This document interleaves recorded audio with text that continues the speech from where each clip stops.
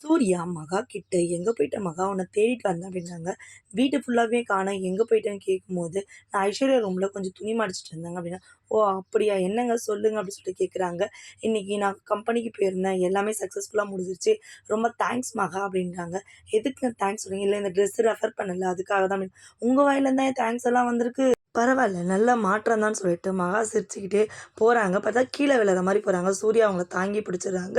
அப்புறம் பார்த்தீங்கன்னா, பாரம்பரிய நகைய வந்து பாட்டி வந்து மகா கிட்ட குடுக்குறாங்க. "இத பூஜை ரூம்ல வை. பூஜை பண்ணிட்டு அனாமிகா வீட்ல குடுக்கணும்னு" சொல்லிட்டு, சரி சொல்லிட்டு அங்க வச்சுட்டு போறாங்க. இத பார்த்த சித்ராதேவி எப்படியாவது கோடீஸ்வரிய வீட்ட விட்டு தொரத்தணும். திருட்டு பட்டங்காட்டின்னு சொல்லிட்டு, அந்த நகைய எடுத்துட்டு போயிட்டு கோடீஸ்வரி பேக்ல வச்சுடுறாங்க.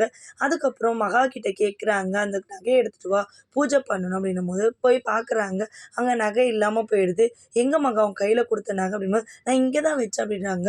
சித்ராதேவி பார்த்தீங்கன்னா, "எப்படியாவது இவ வீட்ட விட்டு போயிடுவா, திருட்டு பட்டம் கட்டிட்டோம்" அப்படின்னு சொல்லிட்டு எல்லாருமே வீடு ஃபுல்லா தேடுற மாரி தேடுறாங்க. சித்ராதேவியும் பார்த்தீங்கன்னா தேடுறாங்க. அதுக்கப்புறம் எல்லார் பேக்லயும் செக் பண்ணலாம். புதுசா வந்தவங்க இவங்க தான் அப்படின்னு சொல்லிட்டு சொல்றாங்க. அந்த பேக்ல போய் பார்க்கும்போது பார்த்தீங்கன்னா, அங்க நகை இருக்காது. அதுக்கு முன்னாடி ஐஸ்வர்யா வந்து சித்ராதேவி ரூம்ல கொண்டு போய் வச்சுருவாங்க.